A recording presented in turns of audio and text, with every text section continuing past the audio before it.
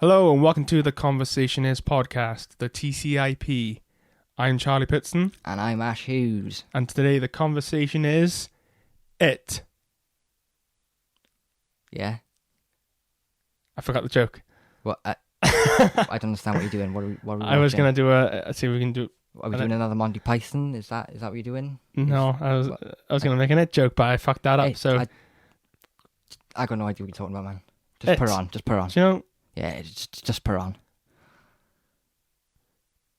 I don't even know at this I point. don't know what you're talking about. What are we watching? It. Right. Stop fucking winding me up. What are we doing? We're watching It. Just put it on. Just put it on. Alright, well, we're going to watch It right now. Yeah. Yeah, boy. Boom. So this is my first change that I feel is unnecessary and really annoys me about this one to the TV version to the book. Yeah. Bill's mum should be playing Fur Released by Beethoven. It's a really small thing that annoys me, Okay. but it does really annoy me because it clearly states in the book that's what she's playing. And also, like, I remember that just really creeping me out in the original TV movie. Just that whole instrumental just makes me feel uneasy. Yeah. And I thought it fit the film really well, so I'm not sure why they changed it for this, but whatever. Whatever. Yeah. Isn't this supposed to be set in the 50s, not the 80s? It's supposed to be the 50s, yeah, in this state. I mean, I get why they've done that. It makes sense. It makes no difference to the story. Yeah. Can't do really. Makes sense to me. And this as well, like, so this is the second scene, so to speak, in the TV movie, and I generally think the opening scene in the original It is one of the best, like, horror scenes ever. The one where he's behind the sheets, Yeah, with a little girl. I love that. That's incredible. And then the mother comes out and the wheel is just spinning on the trike. Brilliant, Yeah. Absolutely brilliant. I've seen that one in quite a while. Quite a while. Tim Curry's really good though, and Seth Green is Richie, isn't he? Seth Green is Richie, yeah, beat Richie. He's really good as Richie as well, isn't it? Yeah. No, I've not seen that for quite some time, if I'm honest. Yeah, I watched it maybe 2 or 3 weeks ago because it was on the Sony channel. Oh, okay. So I checked it out. Took a lot longer than I'd... out. Yeah. Took a lot There's longer than I'd like to. a lot of those jokes now, I think. Yeah, oh god, yeah, it's so annoying, isn't it? Why didn't they just... Why not just call it Pennywise? Like, Yeah. so confusing. What do they call it? Because I always do refer... Like, I refer to him as Pennywise, Yeah. and it really grips my shit. People Because- who call him It the Clown. It's like, no, go because away. It is... Oh my god. Is this whole thing, you know, yeah. he can turn into anything. Yeah. Pennywise is his favourite. Go-to. Yeah. Yeah, it's because he, you know, that's what's going to get kids. He feasts on kids' flesh and Really bones and irks me. irks. It the clown. It the Clown. The clown. Don't need people like that in my life. Oh wow. Yeah, I watched this first time yesterday. Really enjoyed it, man. Yeah. It's a bit long. It is a bit long. There's some bits. Right. Here's my thing. Actually, I just remembered it. Actually, the pacing. I think that's what kind of takes me off it. Yeah, I think the first hour 15 minutes, it takes a sweet ass time. Oh god, yeah. and then once it's very sequential as well. Like, it's literally right. So this is Bill. This is how it gets Bill. This is Eddie. This is how it gets Eddie. Do you know what I mean? It's very like, right. This is Stan. This is how it gets. That's Stan. fine with me. There's a lot of kids, you know. Yeah, but I don't. Well, I mean, I don't think we need to see all the kids' stuff. Like, so in the TV one, we don't really see much of Stan, and I don't think we need to see much of Stan because it's fucking Stan. Yeah. Stan is played by Wyatt Olaf, man. Yeah. And he's the young Peter Quill. Yeah. I didn't know that. So that's one of the ones I know, and I can't remember the guy from Shazam, the kid from Shazam, but he is amazing. I didn't even. He's hilarious. Now you've said it, it's very clearly like obviously it's him, but I just wouldn't have even registered because he looks so much. And it kind of makes this. you feel like, oh, what if Adam Brody played him as, Yeah. you know, like he did in Shazam? Because that was great, man. They both got that. Because I watched Cop Out the other day. Cop Out. Cop Out, the Kevin Smith film with Bruce Willis. Oh, with Bruce Tracy Willis. Morgan. Yeah. No. I haven't seen it. No, you know. Didn't No. Kevin Smith hate making that film? Bruce Willis hated making that. Well, no, yeah, they both did. Yeah, they had like a. I think Kevin Smith they hated did it a thing. because of Bruce Willis, and Bruce Willis was just Hated he's it. a dick. Well, it was because Zach and Miri, he got into smoking weed because of Seth Rogen. Yeah. And then basically Bruce Willis complained that he was always just too stoned. Oh, fuck off, Bruce Willis. And I got to admit, right, like from Zach and Miri onwards, from Zach and Miri Cop Out and Red State, he had this like weird look to his films. Yeah, And like, it's a very distinctive Like- sort of era. So to I mean, speak. what is the font choice for Yeah. all the title cards? Yeah. Honestly, what are you doing? Like, Clerks was amazing, was great. Moat, Tricks and Amy, Jane Silent Bob and Dogma kind of had, well, not so much Dogma, but the other three had like a comic book style, Yeah, like like tell. a common styling, sort of say. And then he went to this weird like impact font, Yeah. like, and it's just like, what are you doing? Like, he comes in, and it's just like, and then it looks kind of cheaply made, and I don't know. He just it did. I can understand where Bruce Willis is coming from at that point, just purely because he just didn't look like he gave a shit making that film. Still funny though, and I know Sean William Scott is literally is the best bit about that film. Yeah. And he's like, "Hey, Paul," and just falls and snaps his neck. How do you amazing. think this scene compares to the TV version? I mean, it feels the same. Do you think? Yeah, I feel like No, I would take bits of this one and bits of the other one and splice them together. The CGI on his mouth here is wank. It Yeah. really took me out of the film, and because before the film, when it's like when he reaches out to bite when he bites him, yeah. bites his arm off, yeah. Before the film was released in the UK, I remember seeing so many articles about people on about this scene, and I just thought, really, it doesn't look great. And I think the original does it much better because it's like a practical effect, and his teeth look much better in the original.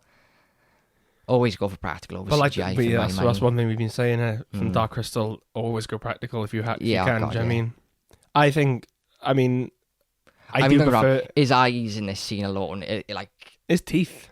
yeah, It's like front two teeth are horrifying. oh yeah, I'm gonna put out there. Bill Skarsgård is my favorite out of the two. really.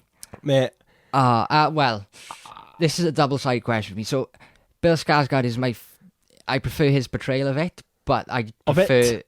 of Pennywise. But I prefer Tim Curry's look. I prefer that look. yeah, Yeah, I think it does feel more. It's because it's eye-catching. I think it's because it looks more like a children's clown. Yeah, But then, I mean, this has got like a more modern look to it. his is more like a marionette type look, like a Harley Quinn type thing. Yeah, yeah. Whereas Pennywise is the more traditional clown, because I think they based that look straight up off John Wayne Gacy anyway, Yeah. which back in the 90s I'm sure was okay to do. I'm not sure whether that would be a great press release for your movie now, saying you're basing its look after a This is serial fucked up, killer. isn't it? I don't know, like I said, his teeth really take me out of it. It ruins the whole scene for me. Like, that looks ridiculous. Oh yeah, That looks like a gif from the fucking early 2000s. One thing that bugs me about this whole Georgie thing is, The woman doesn't Where- come out and hear him screaming. where the fuck are their parents, and why would you let the youngest child out on his own in the rain Well, so all the parents are under play a with kind the of spell anyway, and they to play with a paper boat? Yeah, oh yeah, because that's why Eddie's mother is like tries to convince him that he's ill so she can keep him inside so Yeah, he doesn't get it. Like, all the parents are aware because he chooses to let them be aware, but he doesn't. It's weird to explain. They know what's going on, they just don't want to acknowledge it, but because that's Pennywise's influence. yeah. I don't like that. Nah. Why? Yeah, it's weird. What is It's- up? But right, as someone like I study graphic design and stuff. Honestly, like who thought I was gonna? It just looks terrible. Oh, let's make it look like it's dripping blood. No, Yeah, but don't. the reason for that is because in the book, that's how Stan does it on the bathroom wall when he kills himself. That's the logic behind it, but it just doesn't look But good. The font in It works- on it the works- original it works- TV movie it I think works is better. if they they're doing it in the film. Like that's how they do it. Don't use that as the logo for the films. No, absolutely. It looks so cheap. Yeah. It looks like someone who just... Because they do it in the TV film where he writes it on the wall, but the actual, like, it's nice and bold. Is, I like, yeah. It is bold. And it's got those, like, tears in it, like, from his clothes and shit. Yeah. And it's pretty good. No, that is good. Like, I really wish they did, like, a nice bold red. Why are you doing that? It's just some... Yeah, it's some strange cliche, choices in the film. And as I was saying before we started recording, I don't see this so much as a horror film for my money. I like to think of it as an adult Goonies. Yeah. With a slight dark twist. No, I get you. The casting is Casting's great. Exceptional for this film. This kid, though, and this kid, he's the spitting image of Muhammad Ali. Yeah. That kid could play a young Muhammad Ali in a film. Looks so much like him. In fact, when that kid's an adult, he's gonna be able to work as a Muhammad Ali impersonator. He's fucking uncanny. Yeah, like how short fucking Eddie is in this. It's mad to think that he's in Shazam. Yeah. What a gross spit. But like I say, it's the same with Finn Wolfhard in Stranger Things between series 2 and 3. Yeah, he looks about 11, and then now he looks like 25. He looks like that kid. Yeah, he does, yeah. Oh, that Henry Bowers, man. Oh, what an annoying prick. No, it really bugs me how much of a... Like, I'm sorry, but... I mean, we didn't grow up in the 80s and 90s and stuff like that, at this age. But even when I was bullied, it was never, like, as harsh as these guys. Like, they're absolute sociopaths. I think... I mean, obviously, we I can't was speak just from called, experience. I was just called gay, and I was agree. like, okay, yeah, that means nothing. We've never had bullying to the extent that it's publicised today and things like that in my school. But I also think maybe there's probably a bit of a difference between here and America. Yeah, American movies always portray this sort of like extreme, redneck, abandonment issues. Yeah, So I don't know if maybe it's an American thing or I don't know. I'm saying like I've the extent of my bullying was like being called gay or being started a fight, and then I'd be like, okay. And that was like when I was like 14, probably. That's when it peaked. And then somehow we all grew up really quickly in year 9. And then, like, everyone was friends apart from one. Yeah, my sad school that it was weird as shit. Isn't it? Like, when you're like year 7, year 9, you're all like separate. Fucking, and then like when you get to year 11, you're like best mates. I think it's because the classes start to mix with GCSE. So I think that's probably it. Yeah, my school was exactly the same. Once we all hit year 9, everyone was just sort of friendly and got on. Right, one thing I want to ask you. You've of course seen chapter 2 now, yeah? Yep. Right. Cast in with the older versions. Do you have any problems with anyone? Because look-wise... The only one is actually Bev, Christina Hendricks. No, Jessica Chastain. Jessica Chastain. And I'm going to agree with you there, because it's just... The other guys always felt like they had kind of similar face shapes. Yeah. I think for Bev, it should have either been Amy Adams. Is it Amy Adams? The one from Man of Steel? Yeah. Her, or, like I said, Christina Hendricks. One of the two. But preferably I'd have gone with Amy Adams, because I think they look a lot alike. Yeah. I think they use Jessica Chastain. Saying that, she played... Amy Adams is in a TV series, I can't remember what it's called now, and she plays her as a kid. The girl who plays Beverly in this plays a younger Amy Adams in that. No way. Oh, what's that series called? Yeah, that's the one that kind of threw me off. A few people have said to me James McAvoy's throwing them off as well. I don't know, because I see James McAvoy in that sort of leadership, so to speak, role. That nowadays anyway, exactly. Yeah. I mean, as for looks wise, and purely because of the fact that I know he's Scottish, I can see the divide. I mean, people have said to me that it takes him out the film a bit because it's James McAvoy, and I'm like, I wouldn't go anywhere near that far. I mean, Bill Hader though. I mean, if anyone's taking anyone out of the film, it's Bill Hader. I mean, but I think the direction they went with Richie, in this like new version, makes sense for Bill Hader to turn up. Yeah, because doesn't he play? Isn't when he grows up, isn't he a stand-up comic? Yeah, so he's a stand-up comic. In the books, he becomes a radio personality, and then in the In the TV version, he becomes like a chat show host, like a Jay Leno, Conan type thing. Yeah. And then in this one, then he's a stand-up comedian, which I think that's a great Makes more update. sense with this. Yeah. With this updated version, especially. It's 2016 in it, and which is weird, but Sharp Objects, that was the series. Sharp Objects, never heard of that. I hated it, and I mean I hated it, but my mother absolutely loved it. She really enjoyed it. Like I said, it just wasn't for me. It's When did that come out? 2018. Oh, it's so like a it's murder. quite She's from like a really Oh, it'd have small to be quite town. new then, wouldn't it? Because she's Yeah. only like 17, that girl. It would come out after this. I think it was like about this time last year, as it goes about October time. So she's a girl from the small town, and then these like horrible murders of these little like young girls start happening, and she's a journalist, and so she gets sent back to the town to obviously report on it. Yeah. It was all right. For me, it was just messy. Was it like a mini It series? was insane. Yeah. Just like a one, yeah. So Amy Adams is Camille Preaker. Yeah. Sophia Lillis is young Camille Preaker. Yeah, that's her, yeah. Yeah.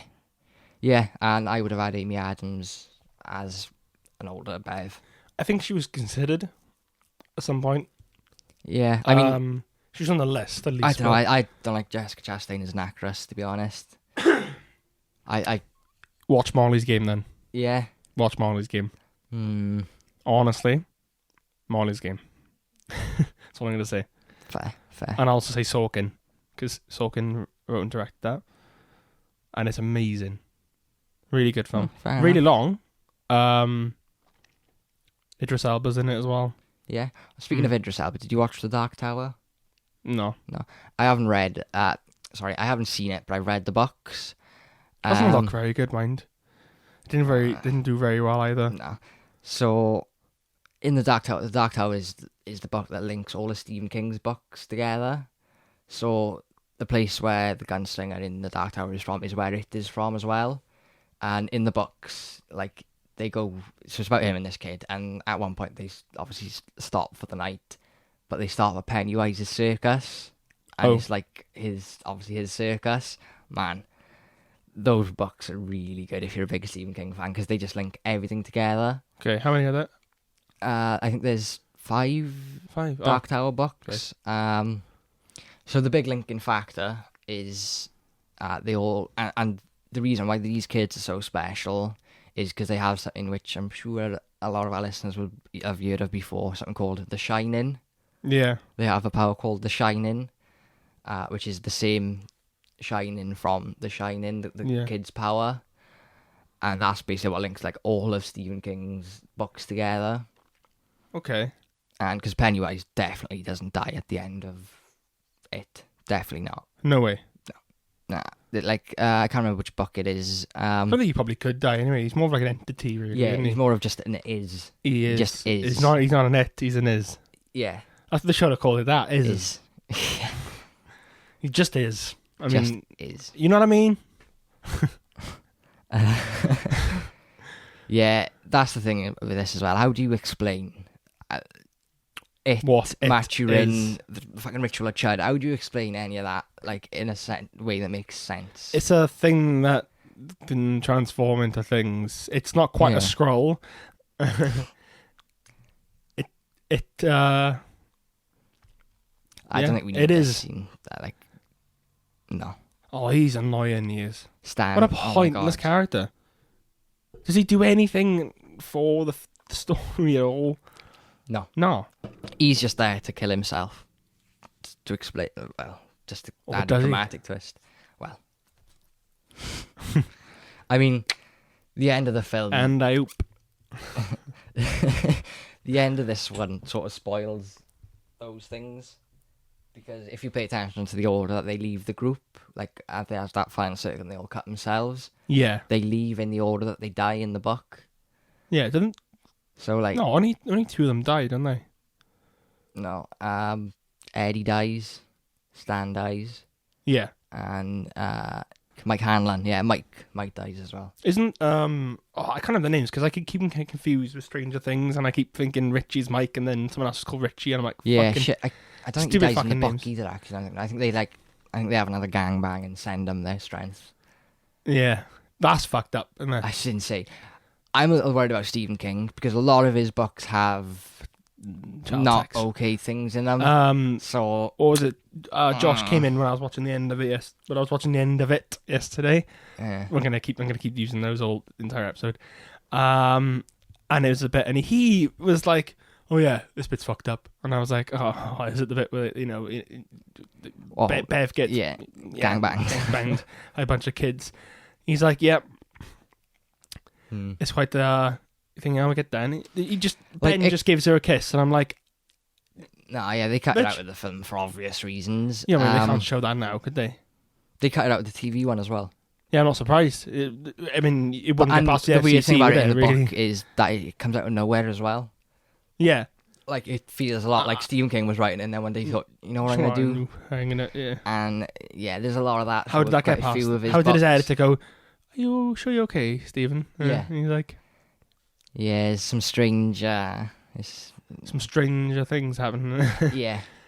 There's a running theme through his books, and I'm not sure I like what that theme is. So, let's keep an eye on Stephen King. He's getting cancelled soon, I think. Have you ever read like any of his books? Right. Probably. I think I've read Cary. I think I've read it. I was on like a mass... So, I watched it when I was... Oh, no, I read that one, such years ago. That one not long came out. The JFK one. The JFK one? Yeah, they did like a mini series with James Franco. Oh, is it? It's I think it's literally just called whatever the date was. Yeah, in I mean, 1963. I haven't read whatever. any of his newer stuff, but so I watched it the first time when I was like fucking 9. I was at a sleepover on Halloween sleepover, and we were like, "Oh yeah, let's watch it." And so after that, then I was on a What huge do you watch? It. So after that, then I was on a huge Stephen King like binge, and I watched everything. I watched like Pet Sematary, Salem's Lot, all of them, and then I read the books. And I don't know, they haven't aged well for me. I loved them at that time, but like the second I sort of grew up a bit and started reading other novels, I think Stephen King's a poor man's Clive Baker. Yeah, he does rush Clive his shit, Barker, doesn't he? rather. I don't know. I think he had some good books, and I think they've way overinflated him as a writer. Oh yeah, Because I mean, some of the trash he writes is fucking. I mean, ridiculous. George R.R. Martin, the author of Game of Thrones, was saying that like he wished he could be like Stephen King, just And pumping out. knock it out. I'm like, yeah, but I no, mean, you don't, because your quality. his George R.R. Martin is like up there. Mm. You can't see this right now, but my hand is touching the ceiling, and then Stephen King is down there. Yeah, oh god, yeah, he's got not some very good. He's got some good. Good, like, he had a IP, good like, period but- in the 80s. Everything since has been absolute faff. Yeah, Like, I don't know. He's a strange one as well. I'll agree with that because I know his work. I just haven't read them, but I know it's just like it's the same thing, isn't it? Oh yeah, some I of mean, it is just trash. Absolute trash. Well, what was the film? The Frighteners. Did you ever watch that? No. The Peter Jackson film. No. Michael J. Fox. Oh, you'll like it. You'll like it. And I can't remember if it's originally by Peter Jackson. He wrote that, or if it's Stephen King, because it has a Stephen King vibe to it. Right. Did you see? Did you ever watch The Mist? The Mist. Is that the one with Marky Mark? Oh, I don't know. I haven't watched it. I read the book. Oh my god. Frank Darabont film that is, I think. I see a lot of people talking about The Mist. Is that when he kills his kid in the end and it turns out he didn't even need to kill him? Yeah. I see a lot of people talking about The Mist, but purely because of that ending, and people go on about it like it's a masterpiece. Mate, have you read that It's a book? masterpiece. That book is fucking trash. I mean, The only thing that book is good for is kindling. yeah, but Darabont did pretty well with that film. Apart from that ending. I haven't seen it. I like Fucking that guy made ending, that's Shawshank pretty cool. Redemption, one of the greatest ones ever made. Do you know what I mean? Like, Yeah. You know, he didn't. And He didn't Green Mile. it would have been a missed opportunity if he didn't do that. Yeah, I was, things like that I forget his because they're not like Have you seen horror. Thinner? Thinner. Do you No. watch that one? That's a really good film. Yeah. Watched that, yeah, when I was younger. My dad was like, "Do you want to see a film about a fat guy getting, he has like a curse put on him by like a gypsy family." Seriously. Yeah. No. And at the end, Come on, he just man. ends up like he gets like too skinny, he's gonna And die, that's and then he Stephen ends King, up like poisoning his family with like a pie. And that's Stephen King. Yes. Yeah, that is Stephen King. Because his wife's cheating on him or something, and then like he poisons his entire family with a pie, and it's left ambiguous at the end of the film. Right. But they fucking die. Stephen King is on the same level as fucking Goosebumps, horror-wise for me. That's trash, man. What a fucking shit concept. Watch it. Honestly, it's funny. It's funny. Stop giving him money to make books. Fuck me. He's talking about him though. Doesn't need money, or only needs his word. Yeah. And a computer, and I'm pretty sure he's got a ton of them. Or typewriter. He probably does. Absolutely shocking. Nah, I'm not a big Stephen King fan. Used to be, grew out of it very quickly. Poor man's Clive Barker. 100%. Yeah. The thing I want to say as well, the style of the film. Of this one? Yeah. What are you feeling? Do you like the colour? Like the colour palette, I'm going to say. Can't think of the word right now. Do you like some of the imagery? Because I feel like a lot of Pennywise's stuff, like a bit later on, is phenomenal. It's nuts, isn't it? Yeah. Just I don't know. Oh yeah, no, I do think. I think this is one bit that like Skarsgård absolutely fucking nails the role. It's great casting. Because who was it? Is the guy's is his name Will Poulter? Yeah, yeah. He was original and he dropped off at some point, didn't he? Nah, I'm glad they kept Bill. Oh, absolutely. Not kept Bill. I mean, I'm glad they went with Bill. Because this was supposed to be directed by Cary Fukanaga. Yes. Yeah. I mean, what would that would have been like now? That would have been. Didn't he still write this though? Didn't they still go with his? He still wrote it. Yeah. I don't know why they didn't go with him though. I was reading this yesterday and they didn't really give a clear. I think I don't think it was that. I think he got fed up with them, like messing him around, because they were saying this film was going to be made for like 10 years, and he had been signed on for a lot of that time. Yeah. And I think in the end he just thought like either get it done or. I think he didn't write. He didn't write the second one. No, I don't think he wrote the second one. No, I don't think he did, because he wanted to do a scene in this one originally at the, I think, is it called the Black Spot, the nightclub or something like that. And he was describing how he would now do it in the second one as the opening, and it sounds like a really fucking good scene. So yeah, and I like his work as well. So I'm not sure whether I would have preferred him to have done it, the both of them, or I don't know. The thing is, again, what can you really do with it? Like, I mean, they ended up doing the fucking stupid-ass spider thing. Yeah. It's not that different to the TV movie. Spoilers, by the way. Yeah. Well, I mean, spoilers for a fucking almost 40-year-old book. Yeah, you're fair. I mean, this is probably why, like, I know I was, like, making food watching this, and Josh was like, dude, you need to watch it. I was like, no, but I've seen the thing. I'm pretty sure I read the book as well. A 40-year-old book and like a 30-year-old film. I mean, come on. I mean, guys. You can't spoil this at all. I mean, they're not going to add anything that they can't add anything too new to it. Yeah. Hey, if you've seen a horror film, you can't spoil a horror film for someone. Monster gets defeated, happy ending, end of. Yeah. Unless it's like Sinister. Yeah. In which case it's like, oh, run out. I still know Sinister, yes. Sinister, what a great film. It's alright. No, I mean, like, I'm not a horror fan. So, do you remember we were in college, and it was literally the first few months we started, and we always go to the cinema on, like, Orange Wednesdays. Like, all the time. We went to see, like, a shit. We saw, like, almost every film that was out. Yeah. I don't know did you come with us? I didn't go to see Sinister, no, but because... But you came for a few of the other ones, didn't you? Yeah, I came a couple of times. Yeah, it was loads of us, wasn't there? It was like 13 of us. Yeah. Because we'd all get on our bus, didn't we? And then just head straight to town. You boy. Yeah. Everyone lived in like us signing, yeah. Yeah. That was good. That was a good month. But yeah, Sinister, isn't that Scott Derrickson? Mm-hmm. Yeah. Do you know what I mean? I'm excited. It's alright. For Doctor Strange 2 now. If they definitely go in a bit more of a horror style, I think it could I'd work. like them to. That would be pretty weird. I think I'd love the MCU to just drop a horror film. That'd be so good. They're going to. I can feel it. Yeah, but they're not going to do R-rated, so they're not, are they? I mean, no, but I think I think the second that I see a horror film and I see a little fucking 15 in the corner, I know it's going to be trash. If it's not an R-rated 18, then it's not good enough. Do you mean it's? Yeah. Okay. Fair enough. Nah, it's not where it needs to be. Like Exorcist is still an 18 to this day, I mean, how can you be bringing out films in fucking 2019 that are only rating 15 and calling them horrors? Yeah. Grow up. Pull your finger out. Can't do shit right now. Just staring at a Can't bunch hear of the kids. banter. Can't do the banter, man. That kid does not look like Peter Cook like he did in Guardians. So that's fair. No, it's the hair. It's the hair, yeah. Mate, I'm not gonna lie. Enhanced Ben skull. goes through so much shit. Like, poor kid, do you know what I mean? Like, he gets his stomach slashed. Like, he gets his stomach cut very much by Henry just now. He gets slashed like halfway through. And that's a great scene.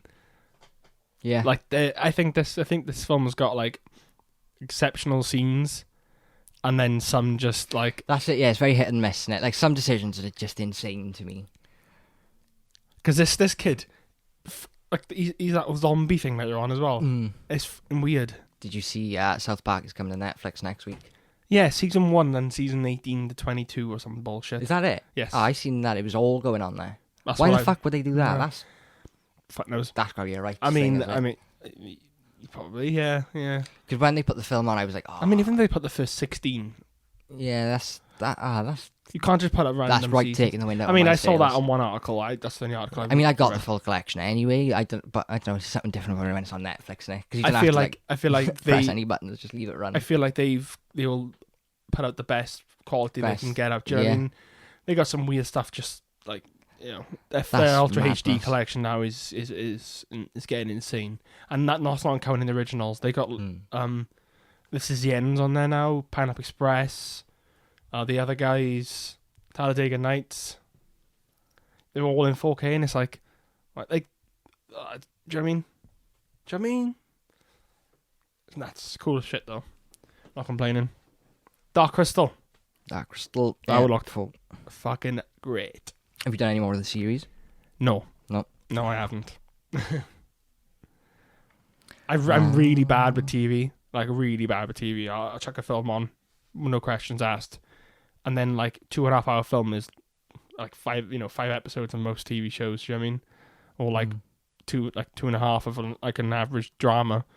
Can't get through them. I just feel like the pacing in TV shows is just too slow for me, and I didn't really know why I couldn't get on with them, and it is definitely the pacing problem.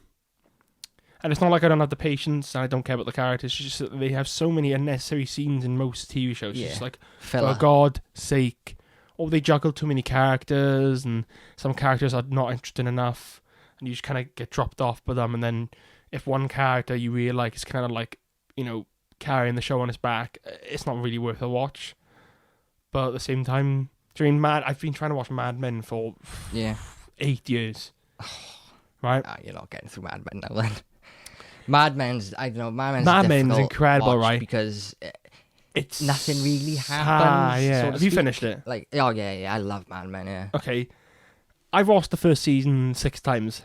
Oh, really? That's rough. Yes. The first season not great either. Like compared to the rest. I Oh know. my God. And like me being me, I can't just get past get it. past it. Yeah. If I haven't seen it in a while, I have to go back and watch it again, just because I'm like, make sure I don't forget anything. But then the more I watch it, I'm like, oh, his fucking brother, oh, the whole, just fuck off. Yeah. Do you know what I mean? And then bit of season 2, I've seen a lot, and I'm like, what's that fucking guy now, Campbell? What a twat. I don't care. I don't care that he becomes like nicer later on. I know all that shit. What a There's rat. no and like I say, because there's no like proper driving plot. It's like a slightly amped up soap opera. Yeah, like it's not. It's great writing. Yeah, you can't deny that. It's just the fact that there's no nothing that drives you to think I gotta watch the next. I don't episode. care enough about. I really wish I cared enough about Don Draper. I just don't. Like he starts off as like an enigma. He's really like inconsistent through some of the series. Exactly, he's inconsistent area. It's just like it makes no sense for him. Like even though they show you some of his backstory, it never really makes sense for him to be the way he is. Yeah. Why is he cheating on January Jones? So, yeah. Like it's not like he doesn't love her, which is normally. He very clearly loves her. Yeah. What the fuck? I mean, what? Yeah, and also how I can see why you struggle with it. Like, but it's such a good show though. Yeah. Like, there's I some feel really Mad Men great is more the characters in show. there. Like you either watched it when it was on, or it's so hard to get into because there's so Christina many. Hendricks is annoying as well. All she does is walk around shaking her ass. Yeah. I love her as an actress, but she is not like the best thing in Mad Men by No. far. And, yeah. Peggy's alright. Peg is amazing. Peggy's amazing after season 1. Mm. You know what I mean? I got to season 3. I've gotten to season 3, but then I've rewatched it. But Oh, man. she's great after she has Gotta that watch baby. Handmaid's Tale. Oh, Yeah, I need to watch that, yeah. she's so fucking good, dude. She's a Scientologist. She? In what, real life? Yeah. Oh. I'm watching it now. Yeah, Tom Cruise. Handmaid's Tale is. Yeah, I need to watch that. Yeah, It's on my list. Mad Men. But then again, it's a TV show, innit? I'm just, rough I one to like, get into. knowing it's a TV show, it just goes to the back of my mind, and I'm like, tell me to watch a film, I'll watch it then and there. Do you know what I mean? Yeah. On the spot. And I see on the total opposite. I'm less likely to watch a film than a series, but I got like the time you get in series to just get really deep into things. I feel like people just take too long to get there. And I don't mean it doesn't need to be like, you know, fast paced like that. Just It's got to be things happening. Got to be something keep your happening, attention, like though. Yeah. yeah. Oh, what about American Vandal? I haven't watched season 2 yet. Oh, have you finished season 1 though? Yeah, finished Yeah? it. We talked about it like Who 3 drew weeks the ago. dicks? Fucking forgot.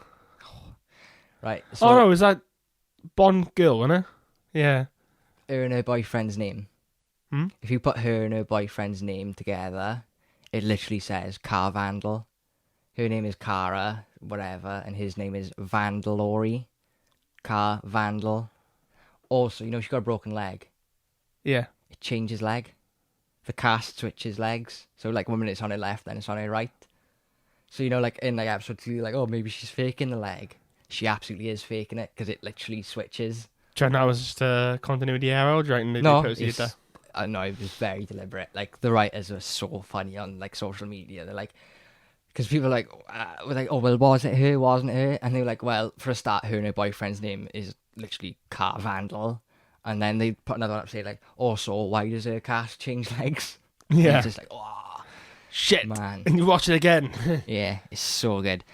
And I think the second series is as good as well. Yeah. Yeah, Are they doing a third one at all? I really hope so. I really, really hope so. What do you reckon that would be, though? Like, I don't care. I honestly, that show can go on forever. At the quality the first 2 seasons are, if they keep that quality up, then I'm invested for. should bring characters back to like help them out figure the case. Yeah, like bring Dylan back as like a criminal expert, so to speak. Because that's my only issue with the second series is I really wanted to see Dylan again, Yeah. and obviously that doesn't happen. But it's fine because the characters in the second series carry themselves as well. Anyway, so good, man. Yeah, I really hope there's a third series of that. Probably will be. I mean, when did the number 2 come out this year, didn't it? Or last year? Last year, yeah. Maybe they're taking a year out. Maybe they're waiting for to find that perfect. Yeah, guy, maybe they're perfect, just writing the story. or perfect something. Vandal. Well, you know those kids will be back in it anyway. You know, the Oh, 2 yeah. guys. Oh yeah, is this that scene? The blood scene. Yeah. Yeah. Oh, it's disgusting. It's nuts how like her father doesn't notice it. But again, that's because he Peggy Yeah, Rice under is like influence, controlling the parents. See, like, it's obvious, and then when you watch it again now, there's way more hints about that. You know, especially with when Ben's getting cut by Henry, yeah. and then that Carter is passed, Passed, and then you have the balloon in Bloom there. pops up, yeah. Like I said, Eddie's mum. That's whole. Whose house is it where he's literally on the TV show? That's Henry's house, isn't it? Yeah, and he stabs his dad. Then Yeah. that's cool, and he just. Subtle. That's the thing as well. In fact, I mean, and realistically, unless that blade is so sharp, that would not work. no, it would pressure. It wouldn't have pressure. Nah. One question: why are they in their pants? They're not going to jump. If so- you know you're going to the lake, take a swimsuit. I mean, Yeah. yeah, fucking Henry as well. Now, obviously, I was fully aware that he was more than likely going to end up coming back for the second one, like, because Yeah. that's just how it is. They shouldn't have done the way they done him in this one, because there's no way anyone's surviving that, the way he falls down that well. Oh yeah. That's too much. Too much. No, he fucking broke his back Yeah. and his neck, his pussy and his crack. Too much. Oh, I wish I said it neck back first. Damn it. That was off the cuff. That was great. Oh my god. Like, what are they doing? Just fucking She's like she's swim just or mashing something. it. Yeah. Oh, poor Ben, man. You on board with all the little turtle references throughout? Yeah. I think it's too many. I get feels like there is more than there should be. I don't remember if they only put anything up and put the turtle though. Like in this film, was it something that like happens in number 2? Or was it just a fucking dead end? Is it like the breast cancer thing from The Room? I mean, I definitely have the he's breast a bit cancer. of a dead end in the book, to be honest, as well. Like, Yeah. so in the first part, when they're kids, they meet the turtle, who's like the opposite of it, then, or opposite of Pennywise, so to speak, and he teaches them the ritual of Chud, which is how to defeat it. But then when they're adults, they go back and it's like, oh no, yeah, fuck the turtle, he's dead, I ate him, and that's that. And it's like, oh, what? Why introduce a mad, all-powerful, intergalactic fucking space turtle for Pennywise to then just eat him? They don't put it in this, do they? No. But that's been But way then, too confusing. I mean, I know Pennywise insane. is over the top, but I mean that's somewhere else, isn't it? It's ridiculous, man. Do you know what I mean? And I don't like. That's like the whole clitoris thing from South Park, the film, isn't it? Yeah, do you know what I finding mean? the clitoris. Yeah, I think they put it way too on the nose in this for them to not pay it off the way they should have in the second one. Yeah, or maybe it was just like a series of Easter eggs. It's too many, man. It's way too many. There's like fucking 5 references to him in the opening Georgie scene. Yeah. Like, there's the Lego turtle, he goes down in the basement, there's fucking turtle wax. There's the sheet cover, which is turtle. You don't need 3 in your opening scene. Unless it's going to pay off. Many. Yeah, exactly. They're hoping for like a Pennywise turtle, like Godzilla type of fight there. Like, no, not even that. I wanted them to meet the turtle so they could learn the ritual of Chud, so they could fucking end the film properly, not with a stupid ass fucking spider. yeah. You know what I mean? Like, I don't get that. I don't understand it. To be fair though, I mean, the spider in the original one was like, I've seen the clips for the spider, and it's just stupid. It's ridiculous. He looks like shocking. I don't know what it's from, but it's like he's got spider legs, but it's a man's torso. Is it the Scorpion King? Yeah. He looks That's like what that. he looks like in the second. He does, yeah. yeah. Because in the man. first one, he's literally a spider. Just a spider, yeah. That freaked the shit out of me when I was a kid. No, I didn't like that in it either. It just takes me out of it. It's just a weird choice. Like, I don't understand, because that's not how it is in the book. It's just but when you think strange. about it, though, I mean, the whole point of Pennywise is to play in your fears, isn't it? So that's why he's a clown. So obviously, when he's losing his battle, he's thinking, okay, what else can I scare kids Yeah, I with? get that. Spiders. Because they say that in the commentary on the TV version that like they didn't want to even bother trying to explain the whole ritual thing. So like, what's the like most conventionally like generally scary thing? Like, oh, just have a giant spider. Yeah. When you think of it that way, it makes it sound so much better. Yeah, but then I might be wrong, but I'm sure I read a few articles before this when it even came out saying that they weren't going to do the spider thing, because I think that was one of the issues with the TV one that people didn't like, and then they just fucking did, and it looked shit. I'm not weren't too fast on chapter 2, and like I said, I haven't seen as much hype about it as I did with this one. Was it too long? Yeah. Yeah, both are too long. Both of these chapters are too long. And the TV one is too long as well. 3 hours overall. 3 hours, 10 minutes. I mean, it makes sense when you split up as a TV thing, but like I said, when I first watched it, it was just a film, you mean? Oh, it would have been great if it was just behind it then. I mean, Pennywise. No, it wouldn't be, actually, because jump scares are fucking stupid. Stop doing them. They don't make things scary. Cheap. They're cheap. Right. You could put a jump scare in a comedy film. This is my take on jump scares. I was telling Josh just like yesterday, and I feel like jump scares kind of break the fourth wall. Do you know what I mean? When you're in the cinema and you get a jump scare and you're aware of the jump scare, you get taken out the film so hard. You're like, it's been planted there specifically for that purpose. Yeah.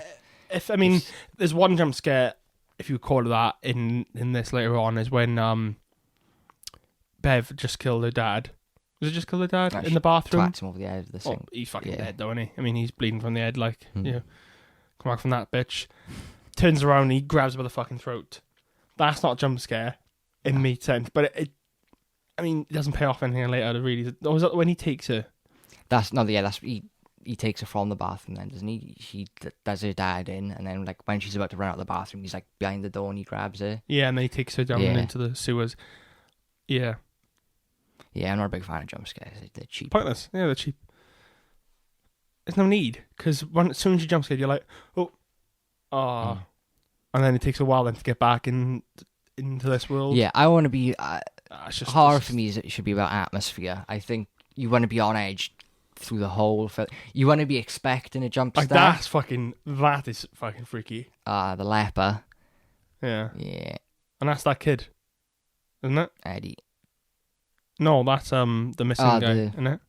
Oh no, I don't think so. He's just a leper. Yeah, that's it. Oh, is it? Pennywise, yeah. Oh. That's Eddie's fear because he's hypochondriac. He's afraid of like catching leprosy, so that's his fear. Ah, right. This is a great shot. This was one from all the trailers, wasn't it? Yeah. Brilliant. He is great, man, isn't he? He's phenomenal. Yeah, I just wish he looked. I don't know. Yeah, I'm split on the look. I don't know. I think Tim Curry is just because he stands out more because he's so much brighter. I think that's scary because it's like I don't care if people see me. You know what I mean? Yeah. He looks more like a typical like children's party clown. Yeah. So it does play more on the fear. This is just kind of like I don't know. Yeah, I get what you mean by that though. I can agree on that. Still fucking terrifying though. I mean, if that turned up, you'd be like, I mean, first thing I'd do would punch in the fucking head though. I mean, what the fuck? Yeah.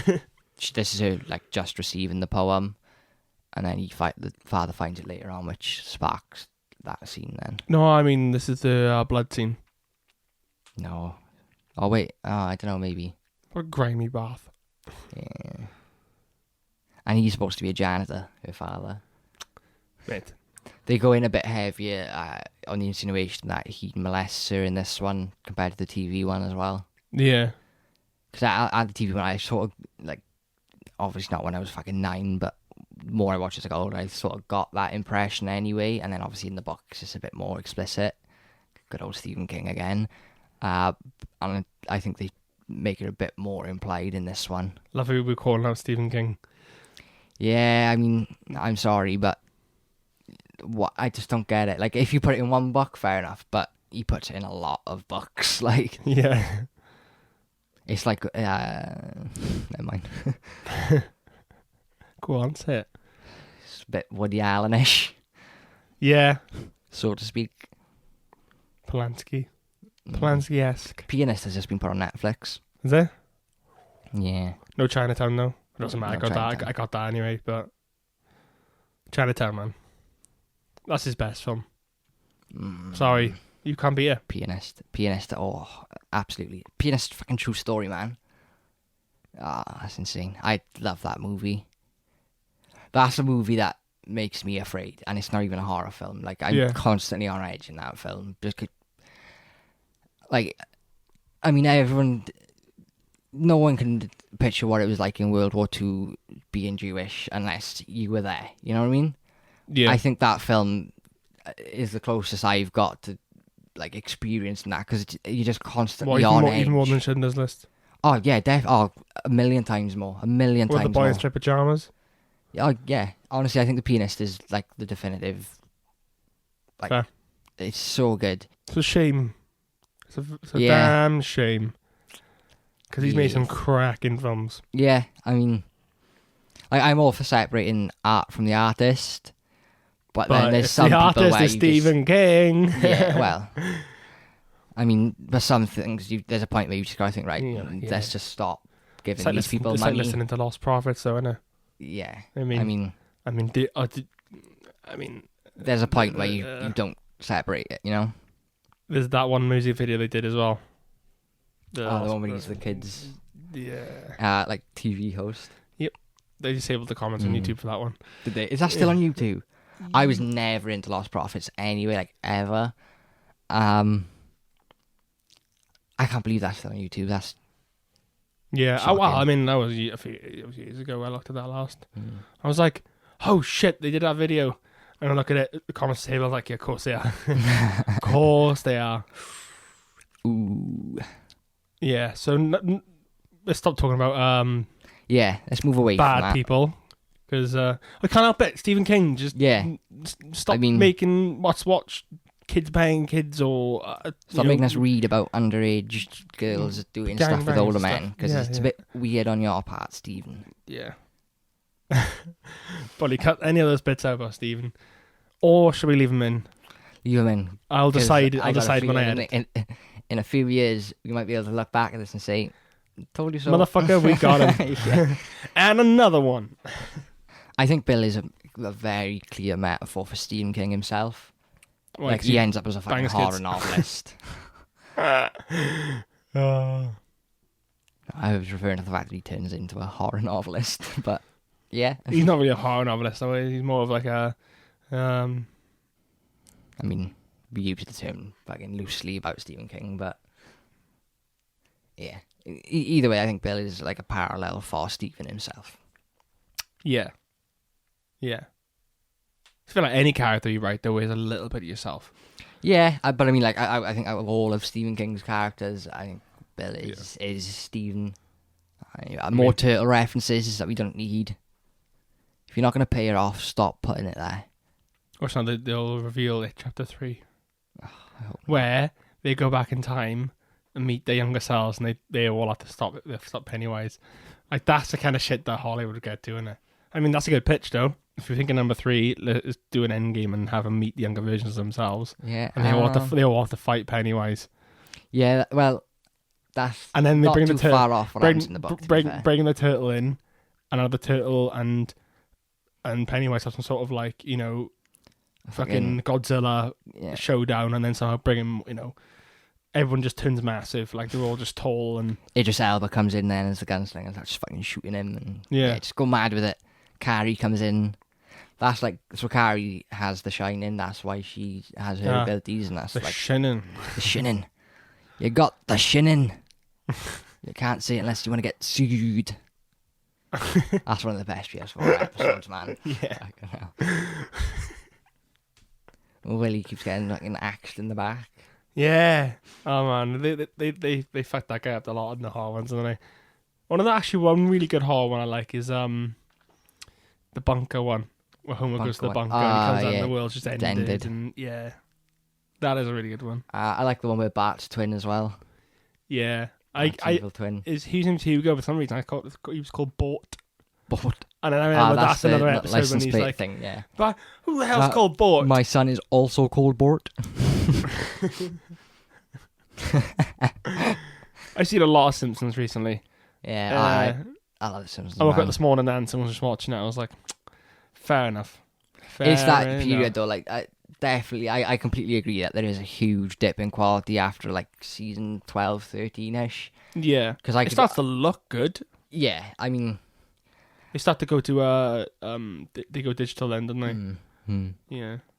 But those, like, between series, I think probably 6 and 12, I could just watch those constantly, especially the Treehouse of Horror ones. Yeah. Because I had the videotape, like, of just Treehouse of Horrors, and I used to watch it constantly. Yeah, it's like a few episodes in there, innit? I think Hugo's on that. Yeah, Hugo. Homer 3D. One, Homer 3D. I forget the Nightmare on Elm Street one as well. Yeah, I forget which one's a part of, like, which Treehouse of Horror, but because of that tape, so all those ones to me. What's the one all one episode with Pierce Brosnan? The house and that's the Harry Potter one as well, with the green fucking troll thing. Yeah. Every moment I live is agony. What's the one? But what's that from though with the house? What, like, what's it spoofing? Yeah, spoofing. 2001 Odyssey. There you go. Hal, innit? I thought so. Yeah. Have you seen that? Yes, I have. It's a mad film, innit? That's what I'm trying to think of, because it feels. It always takes me out because I'm like. Yeah, because it's so like it's like such a broken up sort of. It feels. It feels like it's a Stephen King film, that bit, doesn't it? Like a book, like, you know, the whole house is like, you know. Oh man, there's a really good game that's come out really recently called Observation. Yeah. So it's made by a really small game studio. They done a game, I think maybe 2-3 years ago, released called Little Stories. That's a great game.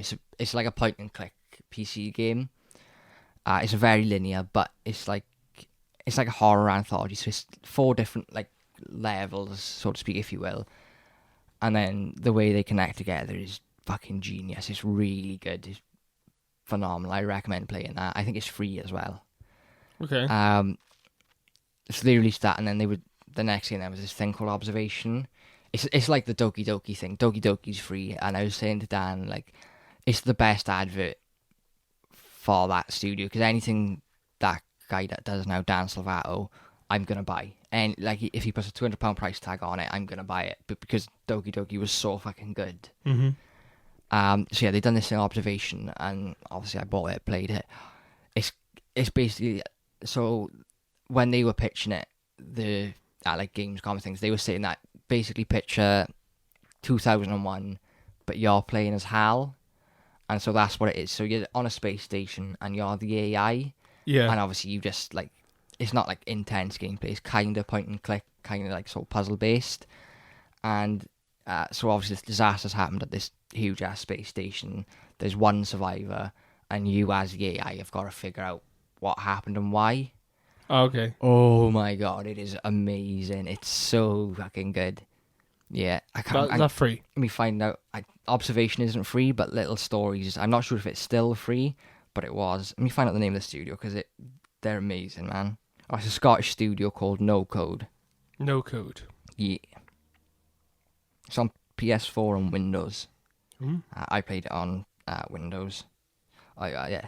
So it says nothing here. Observation has many references to trapped in space science fiction films like 2001 and Space Odyssey, Gravity, Life, and Interstellar. Ah, okay. That sounds interesting. And how much is that? Yeah. Oh god, I can't remember. I think it was £40 when I got it. I imagine it's probably less now. Yeah. So it's not Little Stories, it's called Stories Untold, sorry. Stories Untold. £10 on Steam now. When it was launched, it was free. That's not bad. It's worth £10, absolutely. Well, it's $10, so like £8. Definitely worth that.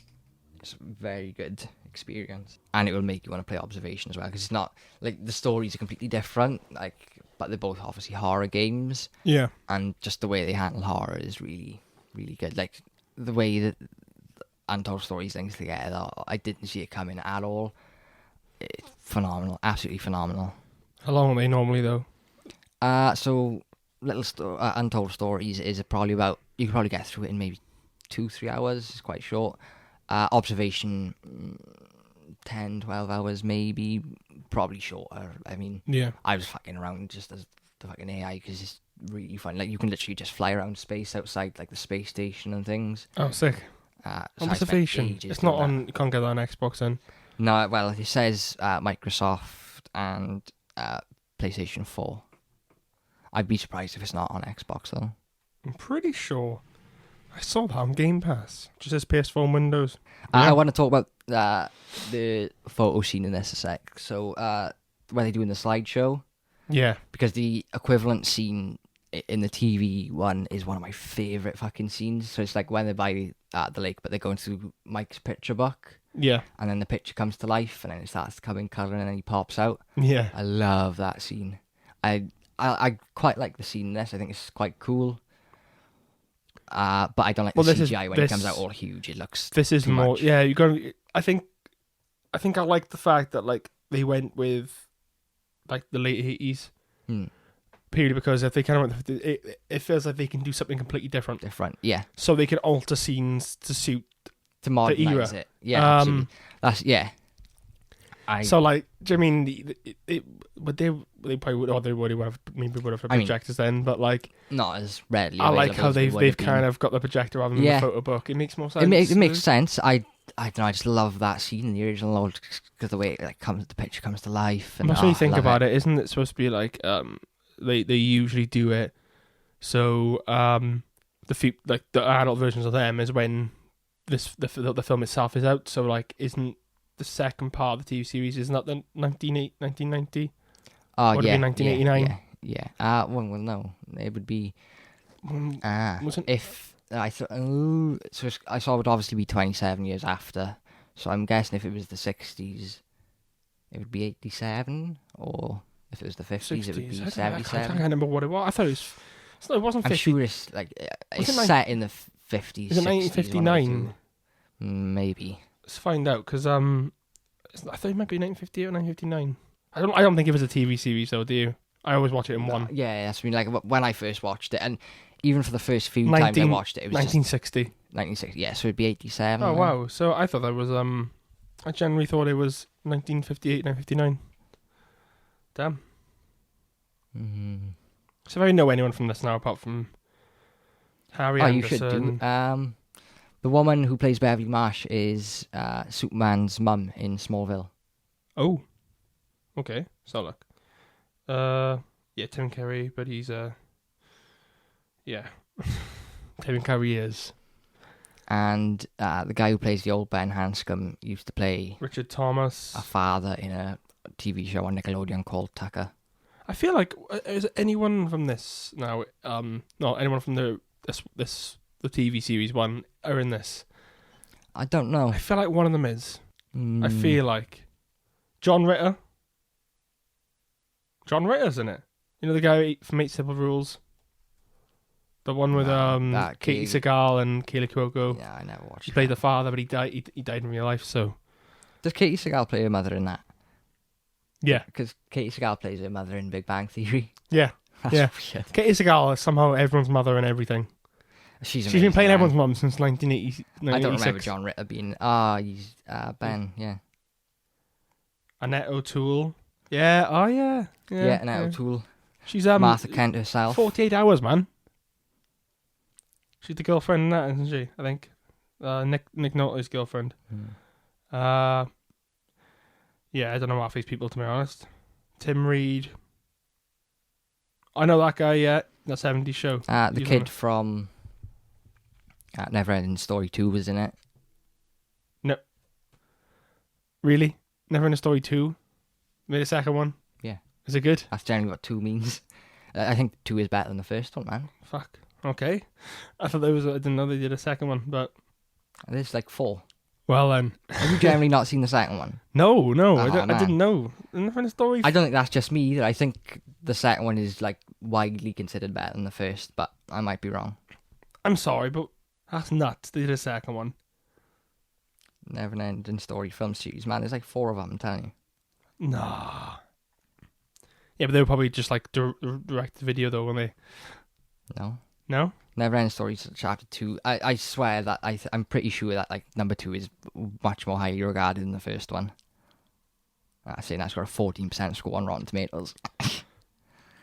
I always preferred this the second one, and the Neverending Story 3. Yeah, but I'd never seen the surely third this one. wasn't released in cinema. I don't think the third one was. Oh shit, son! Neverending Story 3 special effects were done by Jim Henson. Jim Henson's Creature Shop. That makes sense. Falco is definitely a Creature Shop product. Oh yeah, 100%. I always thought that Jim Henson at least was part of, Wolfgang Peterson. Wolfgang Peterson. Jack Black's in the third one. Don't really know what to say to that. He's Slip, the leader of the Nasties. Fair. I'm assuming he's probably some mad creature and he's just a voice. Oh yeah, that was 1994. He wasn't even famous at that point, so it must be one of his first films. Yeah, the third one has an original plot. Well, it's a never-ending story. Yeah, so, they can keep going. They can keep going. They stopped though. It's been 25 years now. What do you want? Do you want to see more Neverending Story?